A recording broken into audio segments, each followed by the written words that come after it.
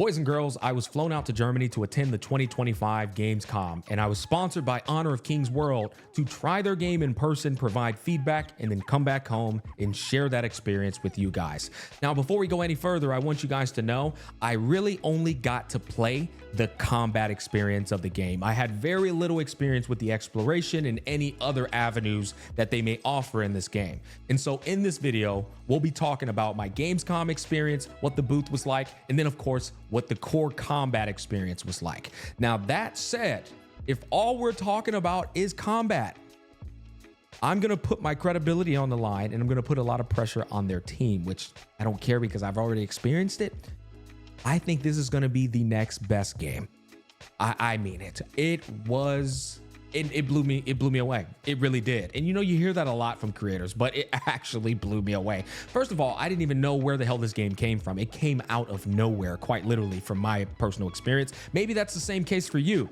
But the IP is far from random and out of nowhere. In fact, it is the biggest mobile IP in the world, I believe.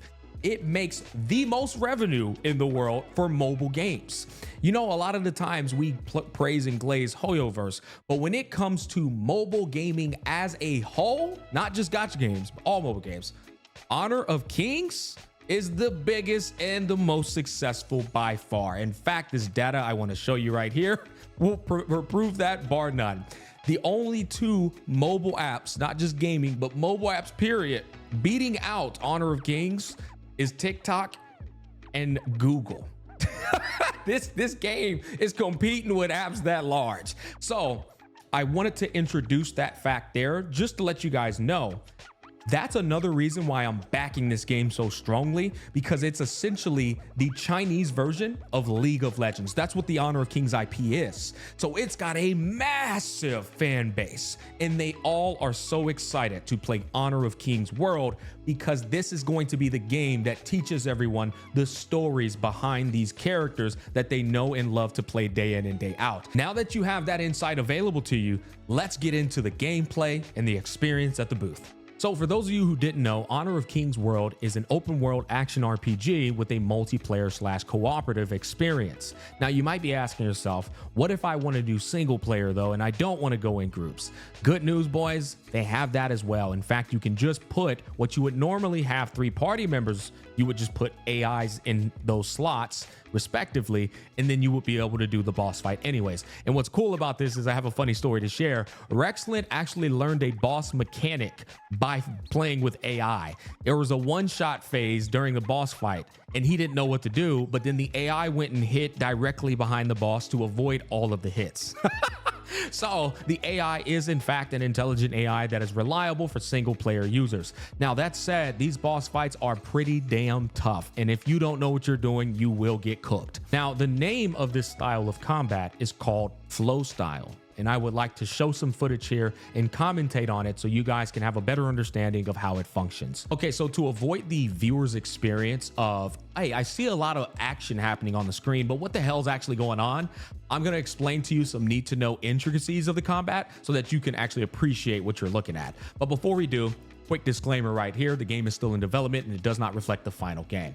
Now, real quick, there's a 4-man party system. Actual real life players playing together in a cooperative experience, getting ready to go up against a boss in like a raid kind of format.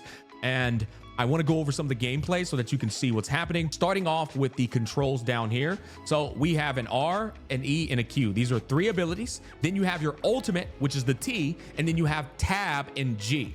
Now, tab and G are going to be, once G is going to be your summon ability. Yes, you can summon like an entire entity that kind of looks like Final Fantasy summons. And then you have tab, which you switch over to your secondary weapon class. So this is a different approach on a combat experience from the, once again, the gacha games we're used to playing, like Wuthering Waves and Genshin Impact. You're swapping between multiple characters, but here it's only 2 classes, akin to Final Fantasy like 14, where you have a main class and then a subclass. In this game, Honor of Kings World, it's called Flow Style. And you get to choose 2 classes of your preference to kind of tailor to the strategy you're going for to aid either your team or yourself. For example, when I was at the gamescom, I chose 1 utility class and then a DPS class to kind of like combat the weaknesses of each other. The utility class was a frozen class, which you'll be seeing in this gameplay. It allowed me to freeze bosses, put shields on my team members, and kind of like overall survive. Whereas the main class was a bow I was using, doing a ton of damage, and that's pretty much it. That said, let's go ahead and take a look at this boss fight. I'm gonna skip ahead a little bit. All right, so this is the boss I actually fought at the com too. So you'll notice he starts off casting the shield on all of his team members,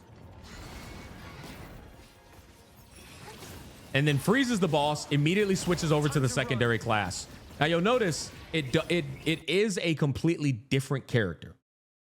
That character, what I was told, because when I played the 2 different classes, I didn't switch over to a new character. It was the same character.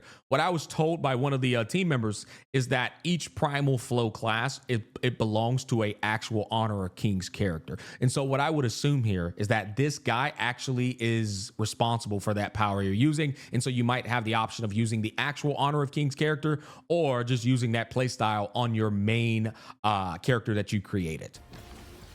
But yeah, this is a different class. You just swap back over to the freeze class again. There is a shield that you can break on the boss for a stun period to do more damage. That's an ultimate. It did slow down the target. That ultimate also has a bomb. And you'll notice that clock is ticking down on the target there. And once it's done ticking, it explodes for damage. That's that secondary class's ability, which is really nice. One thing I really like about the boss fights is there's a lot of mechanics that you got to pay close attention to. If not, you will get clapped. They just broke its shield for some free damage here. That's an ultimate. Now, I wanted to pause this because I don't want you to be confused. We're now looking at a whole new character. So you'll notice over here, it's saying player 1. This is so you're not confused. Why am I looking at so many different play styles? They're editing in different play styles as we speak. Earlier, you saw the freeze with the hover class. That was player 3. But now we're looking at player 1, who's got a bow and the primal flow state. So I just didn't want you guys getting confused there. Like, hey, bro, we're already looked at 4 different play styles. No, it's cycling between the players so you can see which class does what. So player 1's using the bow class with the primal flow style. And that style is cool, man. It's got some chakram blades, a hammer, and I think a spear. Super cool class. Now we're back to player 3, which is the frozen class and the hover class. I forget the name of the other one. But yeah, this is another boss mechanic. And now you have to fly in the air to avoid the ground before it comes down. She actually got lucky because I think what happened is this dude here full countered the boss before it did its explosion ability, because you're not supposed to be on the ground before it lands. But let's replay that back because I think that was sick. There's a counter class in this game that's awesome. Yeah, he did. Okay, this is a fresh reaction. That's actually crazy. He countered the boss, and because he countered it successfully, he prevented the impact of the move from hitting people who are on the ground. That actually is insane tech. Oh, wow, man. Yeah, and that's exactly what I'm talking about. This game's co-op combat experience is incredible. The boss does hit like a truck, as you can see. These guys are just doing a phenomenal job fighting it. They obviously know the fight. All right, slows it down. By the way, hot take, or not even a hot take. I love that you can CC bosses. I actually don't like that you can't CC bosses in a lot of games. I think with controllability, like controlling it, balancing it, you should be able to freeze the boss, CC the boss, but then as the fight goes on and you try to do it, it develops a intermittent resistance to you being able to do that to prevent cheesing the boss. And so that's some feedback I would provide. Don't allow the boss to keep getting frozen. Do it like Monster Hunter, where you can only freeze it so much or CC it so much. It balances out the challenge. As you can see, somebody died and you can res them. As I said, very akin to MMO.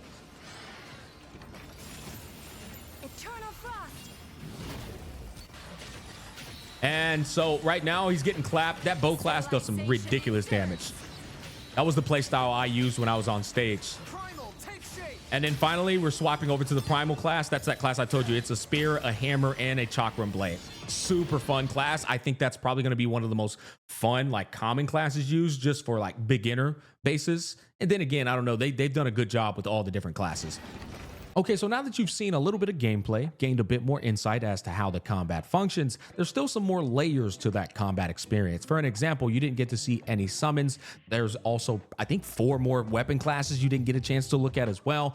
And my personal favorite, the counter class, is what we're going to be checking out in this next footage, as well as more boss mechanics to kind of showcase how there's a lot of strategy and mechanisms to overcome that are involved in these fights, as opposed to you just hacking and slashing and the boss ain't really doing much. What makes for a real compelling boss fight experience isn't just what you're doing, but it's also what you have to avoid and look out for as you're fighting bosses. But a little bit of feedback before we go into that is, can they work on? What can they improve on? I really was thinking about this as I was watching that footage.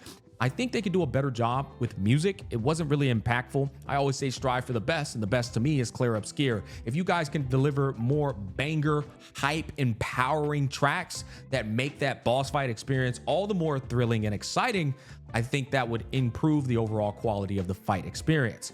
Furthermore, I think your ult animations are decent, but they can definitely be a bit more flamboyant and a bit more impactful on the impact frames when you're casting those abilities. Then the last bit of critique I would like to provide is I didn't really hear any voice lines that deliver and sell the moves that we're using. And so maybe turn up a bit more vigor in the delivery of the voice lines. I don't even know if I even heard anything where they were casting their abilities. If I did, yeah, well, it obviously didn't leave much of an impact on me. And so that's all the feedback I have. Now let's move on to the next display of footage. Okay, so here's another boss fight that you'll be doing when you play Honor of Kings World.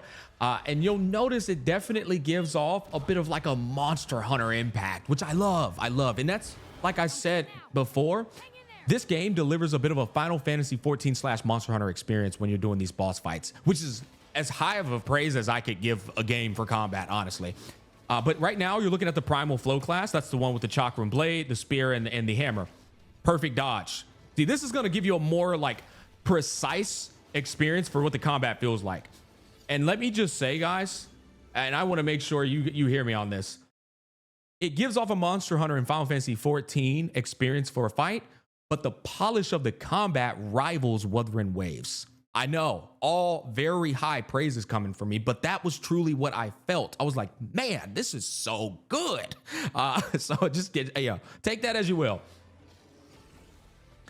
All right, so he slowed him down there. That's really nice. And he's going to switch to another character that has 2 different weapon classes, like as B-roll, so you guys can get more appreciation. But he's showing you what you can do. You saw that explosion. Oh, it's so cool. So this was a cool mechanic. I want to rewind that back. So he's using Primal Flow, right? And this is, I think Primal Flow is an actual weapon class, the one you're looking at. Then he switched over to this one. I don't know the name of this one, but he put a ticking time bomb on him like Heimerdinger from League. And then he's popping the ult, right? And once that thing explodes, boom! He used his original class to do more damage to make it explode for more damage. That's, once again, layers of intricacy to the combat that you didn't really get a chance to like admire in the other footage. All right, a bit of a cutscene footage here, but I don't think I really want to spoil too much for y'all, so we'll go back to the combat again. So this is a different class. This is the counter class I was telling y'all about. This class is lit. I dare say, and me and Rexlink came to an agreement, this is the most well-balanced class. Why do you say it's balanced, Smack? Well, you have a counter ability, and this counter ability you can continue to counter as long as you don't double cast it. The way it works is when you counter in time successfully, and the window is quite small, very small, you get to cast the parry again. And you can parry as much as you want so long as you're getting hit and you're timing the parry perfectly. But it gets a follow-up casting to do another ability. So that's a perfect balance because it gives you the option to parry as much as you can so long as you time them perfectly. And then when you're finally ready to finish the move, you just tap R again. So that's the R ability. The Q is a lifesteal ability. And then the E is like an ability that I think does a good amount of break damage. Then it also has like this counter ability right here that just pops up on the screen occasionally for you to cast. And then you've got your ultimate, which is like a devil trigger from Devil May Cry. It's like, this class is incredible, guys. You can hear the excitement coming out of my voice. So he countered right there. I'm going to call him out. Look, counter. Watch the R. Counter. Counter. The R keeps resetting down there because he's not casting it a second time to activate the full counter. Then he goes over here behind the pillar to avoid the one-shot mechanic. Oh, I love the Behemoth Easter egg, bro. I love it. As a Monster Hunter fan, I approve. And you know what's funny? The company behind Honor of World, King's World is the same company that's dropping Monster Hunter Outlanders too. So yeah, W Timmy Studio Group. Oh, and you just saw he summoned the freaking summon for the first time. He cast his G ability down there in the corner. That's the summon right there. How appropriate to cast ice on fire. Perfect dodging. He cast his ult, double trigger. Yeah, it's not popping his Z ability, I wonder. Perfect dodge. Perfect. He's perfect dodging instead of countering. Maybe there are some moves in this game you can't parry. That was a parry. And now he cast the Z. Oh, broke his shield and everything. He swapped over to a bow class. But you know what? Let me see. Let me let him cook a little more. Yeah, okay. I think that was just showing off a little bit more. Because I couldn't remember what his secondary class was. Okay. Skip to this. No. Okay, I don't want you guys to look at this as, you know, maybe you don't want to see some spoilers. A bit of a, you know, like cutscenes to show off like that exhilarating cutscene cinematic, you know, experience you usually get after beating a boss. And then it shows off a bit of storyline. I kind of want to preserve that for when the game actually comes out.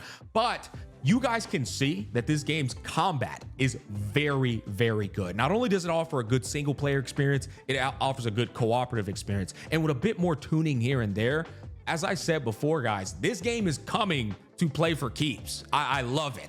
So now that we've talked about that, I kind of want to go into my gamescom experience to explain to you guys what that was like in meeting the development team. There was some cool stuff that happened at the gamescom, so let's get into that next. All right, so when I showed up to the booth, they immediately took me to the back to play the game, and you only had 1 hour to play the game for the very first time ever. Thankfully, I was sitting next to my boy Rexlent. And me and Rexlent got to co-op together and fight like a plethora of bosses. I think it was like 8 bosses. And he was teaching me a lot because this was his second time going to the booth and playing the game, which was super. They didn't know that, by the way.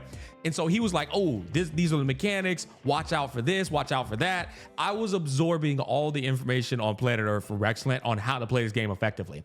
Because here's the thing.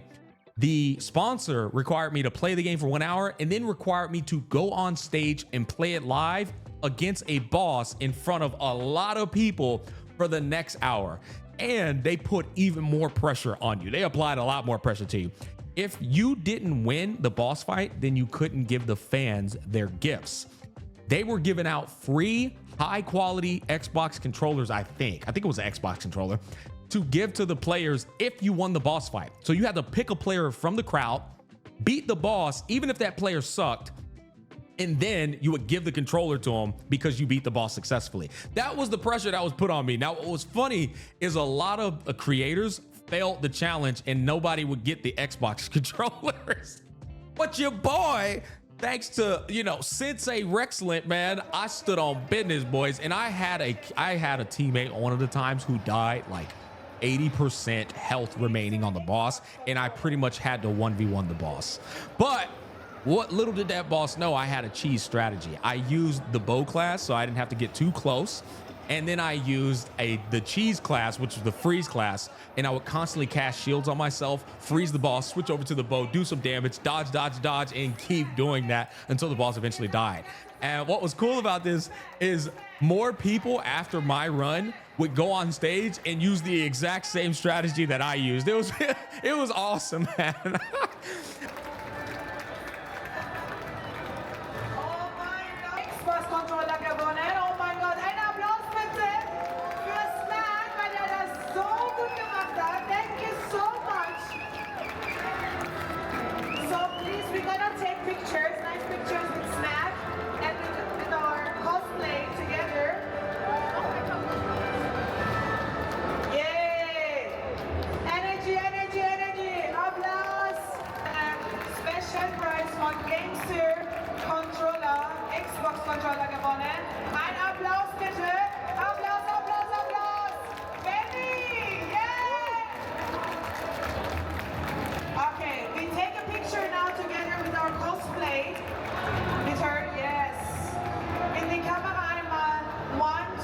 Tree. Yay! Sehr schön. Sehr gut. Danke, dass du da We got off stage and I went behind the scenes to talk with the team, and they wanted to interview me about what I thought about the game and what I could criticize about the game. And at the time, like I said, I couldn't think of a goddamn thing. I was just like, bro, that game was just a banger. That game was amazing. It was a 10 out of 10, bro. I ain't got nothing to tell you. But then obviously after you're watching this video, I provided some criticisms that I could. But ultimately, I think the team was incredibly receptive. Everything that I was telling them, they were listening about. For an example, the one critique I did provide was I told them that the English voice acting wasn't powerful enough, and that English voice acting is something that really adds to the longevity of these games because there's a lot of story enjoyers in this space. And I looked at the guy dead in his eyes and I said, let me tell you something, man. The biggest question I get when I cover a new gacha game is, how's the story, Smack? I get that question more than any other question. And so I told him, I said, it's very important that you guys deliver a compelling story and you have good voice acting behind these characters so that we're able to stay immersed in the dialogue. Because you can have the best dialogue in the world, but if it's shit voice acting, well, a lot of people are just not going to pay attention to it. And I said, one thing that people have been enjoying a lot in this space are the British VAs. If you could get you some good British VAs delivering good voice lines like they do from Wuthering Waves or the anime Castlevania, I think you're going to have a great game on your hands. And so the dude literally told me, he said, you know what, I'm going to tell that to the higher ups tomorrow. That is actually some really good feedback. I was like, yep, I got you, brother. And I'll give you some more feedback when I go home and think about it a little bit more. But ultimately, the whole entire experience was amazing. The development team was incredible. They were polite. This is a funny thing, a little bit more information.